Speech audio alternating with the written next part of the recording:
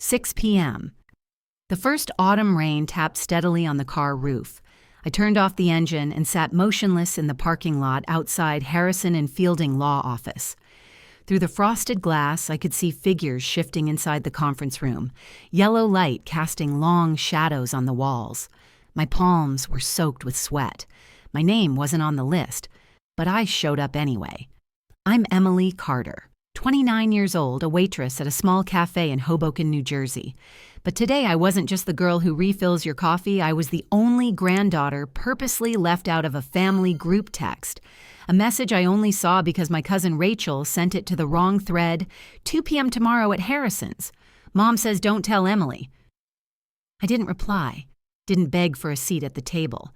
I simply picked a dark coat, tied my hair up, and drove through the rain to be here. Inside, they were all seated. Under cold white lights, I recognized each familiar face. Uncle Charles with his striped tie, Aunt Linda reapplying lipstick, Rachel and Evan glued to their phones. I pushed the door open. Every head turned. No one smiled. No one asked how I'd been. A long silence stretched before Uncle Charles spoke, voice stiff and clipped. "What are you doing here, Emily? This meeting is private family business." I walked toward the long wooden table. "I'm here for Grandma." Mr. Harrison stood nodding politely. "My apologies, but Miss Carter is absolutely on the list of recipients for today's reading." The room froze. Rachel whispered, "That's not possible." I took a seat at the far end. My shoes were soaked. The damp scent from my coat rose with every breath, but I didn't care. My eyes locked on the thick folder in Mr. Harrison's hands, the one labeled Last Will and Testament, Lillian Marshall, my grandmother, the only person who never stopped calling me by name, even when the family decided I didn't belong. They thought I kept quiet because I was weak. But no, I was waiting for this exact moment. Mr. Harrison cleared his throat and began reading aloud. "If you're hearing this, it means I've gone. And it also means the truth can no longer be hidden." That sentence sliced through the room like a blade through every carefully practiced smile and forced hug I'd endured over the years. One heir. Just one. They waited eager for their names. But when Mr. Harrison looked up, he said only, "The sole beneficiary of the estate and all assets is Emily Carter." The next sound was the crash of Rachel's water glass shattering on the hardwood floor. No one moved to pick it up. I sat there, my heart pounding under layers of quiet rage and disbelief, but my face remained calm because I already knew the storm was just beginning. And now I'll tell you why someone like me, a waitress with no trust fund, no business degree, no seat at the Sunday table, was chosen. Have you ever been cut off by your own blood simply because you didn't fit their mold? If so, you'll want to hear the rest. I wasn't born into money, but I was born into contradiction. My father, Daniel Carter, was the youngest child of Lillian Marshall, a well-known figure in northern New Jersey real estate circles. Grandma built her wealth by flipping properties before it became trendy. She wore tailored coats and collected antique clocks. Her name held weight. But Dad, he walked away from all that. He turned down the family firm to open a used bookstore near Journal Square. No polished glass doors, no trust fund, just dusty shelves, handwritten labels, and a bell that chimed when customers walked in. My mother, Carla, was a school bus driver with a laugh louder than her engine. They raised me in a 2-bedroom apartment with a water heater that groaned in winter and walls thin enough to hear neighbors argue about bills. But I never felt poor. Every Saturday, Dad and I would visit Grandma's estate in Montclair. White columns, a sunroom filled with orchids, a staircase that creaked like it had secrets. She'd greet us with fresh scones and that perfume rose and something old like cedar and thyme. But after Dad died in a car accident when I was 14, everything shifted. My mother was shattered. She buried herself in night shifts and silence. I started falling asleep in class. And one rainy Tuesday, Grandma showed up at our door. "Emily will live with me on weekends," she said firmly. "Carla, you need rest." No one argued. Grandma's tone didn't leave room for discussion. So for the next 5 years, I straddled two worlds. Weekdays in a walk-up with peeling paint, weekends in a mansion with French doors, and a library that smelled like tobacco and leather. At first, I felt like an intruder. I didn't know which fork to use. I wore sneakers to a Sunday brunch where Rachel showed up in pearls.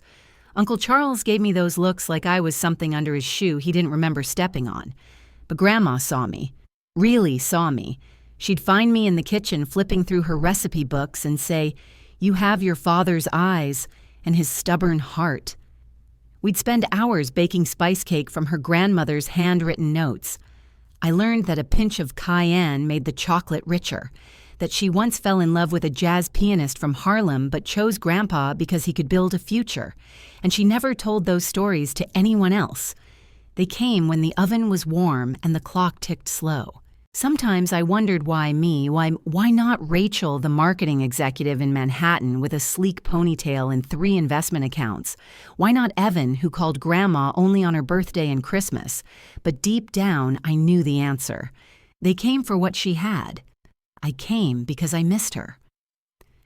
In her final year, when the cancer spread and her voice thinned out like vapor, I was the one who showed up twice a week. I'd help her change into soft sweaters, read to her from her favorite mystery novels, brush her thinning hair gently like it might break. She'd smile and whisper, "You're the only one who talks to me like I'm still here." There was no camera, no audience, just me and the woman who had raised generations and somehow saved a piece of herself just for me.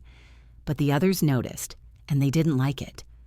One afternoon, Evan caught me leaving Grandma's house with a container of soup. He raised an eyebrow and said, "Trying to earn brownie points for the will?" I didn't respond. But that day, I felt something shift, like a quiet storm brewing behind those marble walls. What I didn't know was that the storm had already started. Grandma had been preparing. She began documenting every visit who came, how long they stayed, what they said. She installed a discreet camera in the hallway. She even kept a journal, her handwriting delicate but firm. One night, while I was helping her into bed, she said something I'll never forget. "They see me as a vault. You see me as a person. That's why this house won't go to them." My throat clenched. I wanted to tell her that I didn't care about the house or the jewelry or the stocks, that I only wanted more time, but I knew she already understood. So I just held her hand, letting silence say the rest. Months later, after the funeral, after the cold stares and the forced hugs when I walked into that law office, I wasn't expecting justice. I just wanted the truth to have a voice.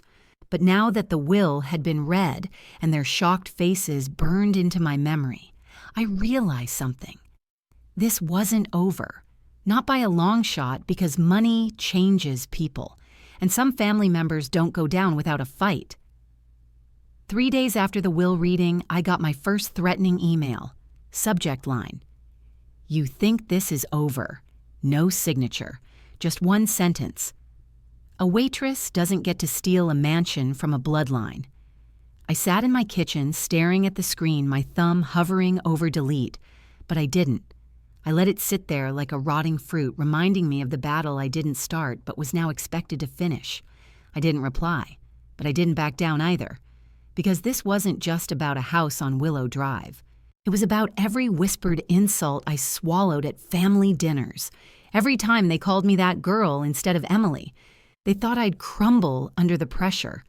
They didn't know Grandma had trained me for this. The real war began a week later, when Uncle Charles filed a petition to contest the will, citing undue influence and mental incompetence. A lawyer in a Navy suit knocked on my apartment door to serve me papers. I almost laughed. Undue influence. The woman who made her own stock picks at 85, who refused to wear bifocals because she said my eyes are old, not broken, that woman was never manipulated. But in court, truth doesn't always win. Proof does. So I brought mine. Grandma had left behind more than memories and handwritten recipes. She left behind evidence. Dozens of entries in her journal, meticulously detailed. A chart with names, dates, and durations of each visitor. Footage from her hallway camera showing weeks with no visitors save for me and her hospice nurse.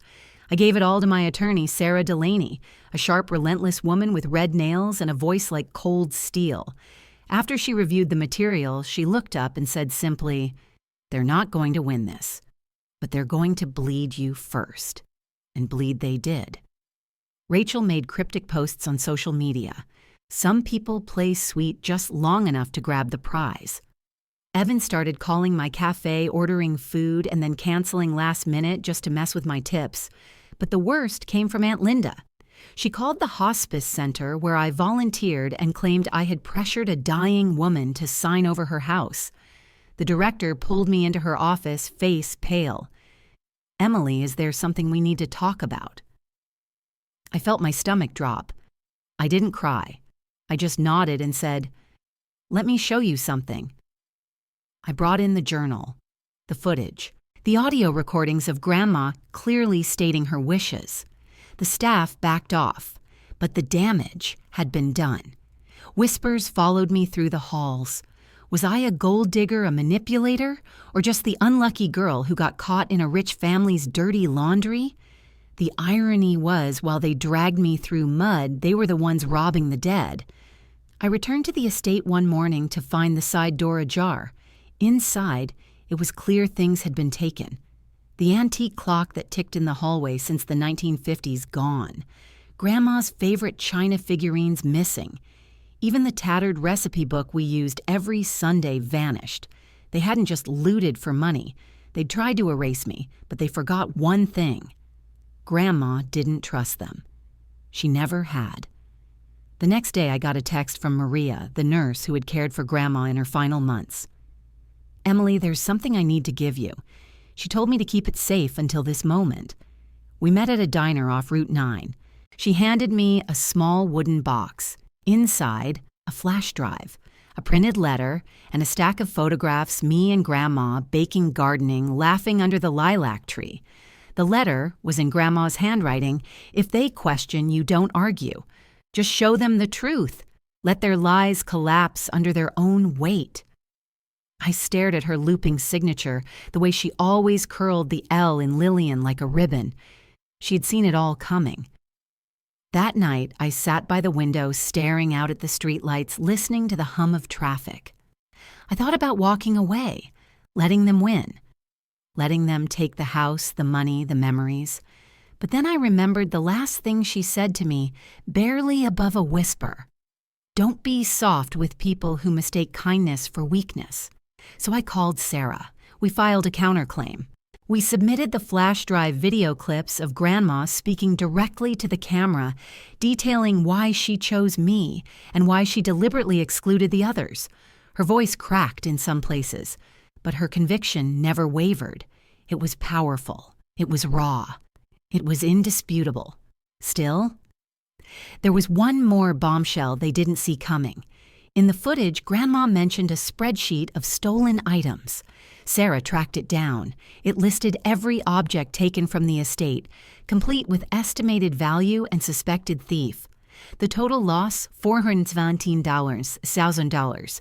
That list, paired with security logs and testimony from Maria, turned the tide. The court date loomed, but Sarah had an idea. "Let's bring them in for a mediation. One last shot. No judge, no cameras. Just the truth laid bare." I agreed, because now I wanted to see their faces when the truth was unwrapped, to watch the ones who looked down on me see exactly how much they'd underestimated just a waitress. But what would happen in that meeting room? I didn't expect even half of it. I arrived early. Again. Same building, different floor. The mediation suite was brighter, more open, like it wanted to pretend this wasn't war. Sarah stood by the window, arms crossed her folder, thick with ammunition. She looked at me and nodded. No words needed. Then they came in, one by one. Uncle Charles in a blazer too sharp for a man who looked like he hadn't slept. Aunt Linda trailing behind sunglasses still on indoors. Rachel and Evan whispering, their eyes darting like they were walking into a trap, which in a way they were.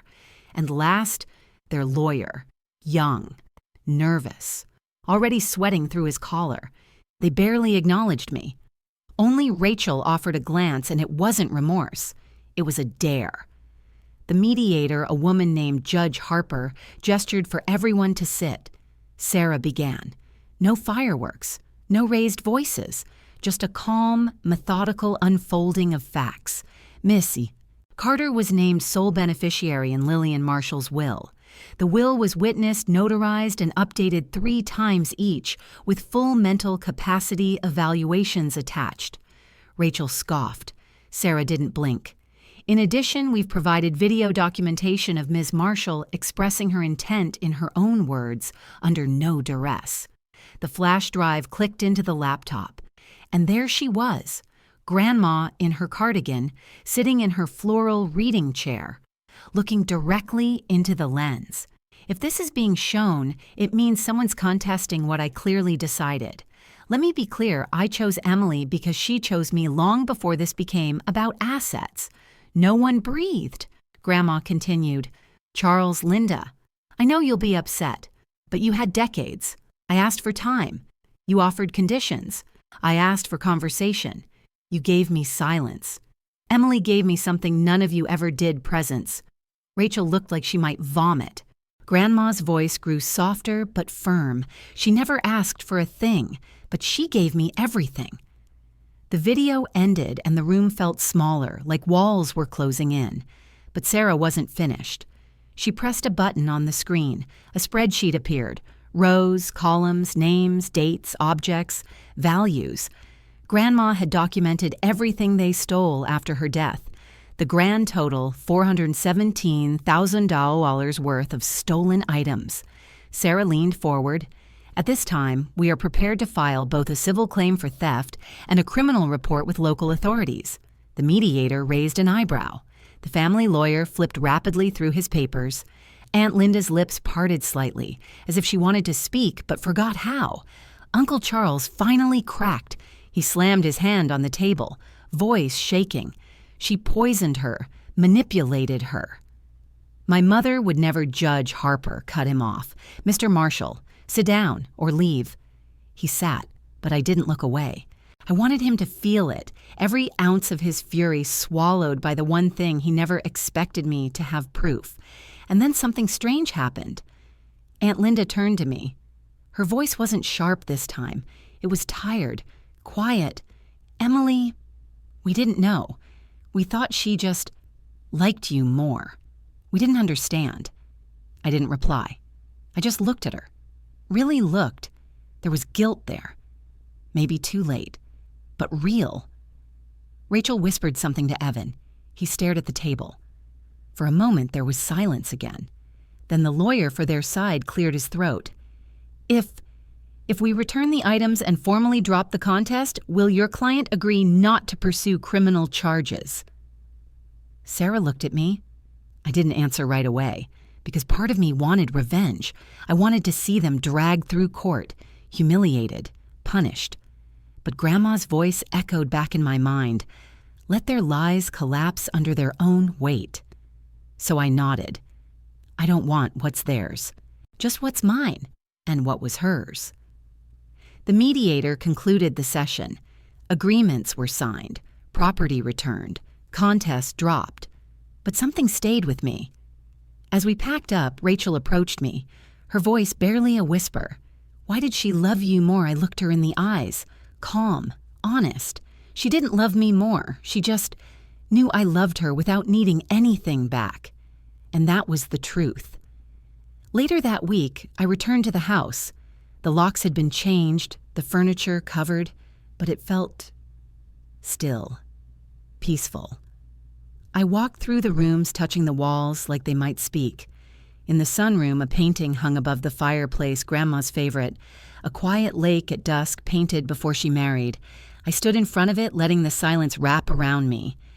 Everything they tried to take this house, her name, her legacy, I had protected it. Not for the value, but for her. And yet, one piece remained. A final note left inside her desk drawer, folded into the back of an old crossword book. My legacy isn't in real estate or paintings, it's in who you become next. And I knew what I had to do. 1 month later, I filed the paperwork to start the Lillian Marshall Foundation, a nonprofit supporting elderly individuals without family or support systems in their final years. It wasn't a grand gesture. It was necessary, because I had seen what loneliness looked like behind stained glass windows, how easy it was to be surrounded by relatives and still die alone. The inheritance gave me choices, and I chose to make sure someone like Grandma would never have to beg for attention again. I took a leave from the cafe, packed a bag, and booked a one-way flight to Italy, Grandma's birthplace, a quiet village in Tuscany where her parents were born long before real estate and trust funds defined their legacy. I walked the cobblestone streets, lit a candle in the church she mentioned in her letters, touched the stone walls of houses that still stood weathered and warm, and somewhere in that quiet town I forgave her, not for loving me, but for not warning me how cruel family could become when they lost control. When I came back to New Jersey, I found myself unchanged, no longer the girl they dismissed, no longer the girl who served coffee and stayed silent.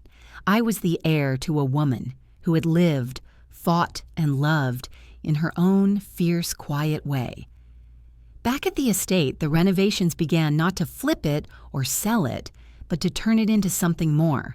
A community center, workshops, free counseling, weekend meals for seniors. People said I was crazy, that I should sell the property, buy a condo in Manhattan, start living big. But I didn't want big. I wanted real.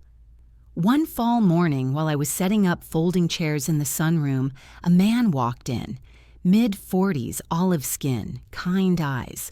He carried a small box wrapped in twine. "You must be Emily," he said. "That's me," I replied, brushing dust from my jeans. "I'm Lucas, your dad's cousin. I just heard." We sat for hours. He told me stories about my father I'd never heard before, how he once taught kids Shakespeare in a laundromat because the community center lost funding, how Grandma called him my rebel son with both pride and frustration. Robert was the best of us, Lucas said, wiping his eyes. He walked away from wealth to build something no one could steal from him, his character. We stayed in touch, and slowly I rebuilt something I hadn't realized was broken, a family. Not by blood, not by inheritance, but by choice. We held the first Thanksgiving in the house that November. It wasn't glamorous. Foldable tables, thrift store tablecloths, a mix of seniors, volunteers, and a few neighbors who wandered in because they smelled the turkey from the porch. But at the head of the table next to Grandma's framed photo was a seat I'd left empty for her.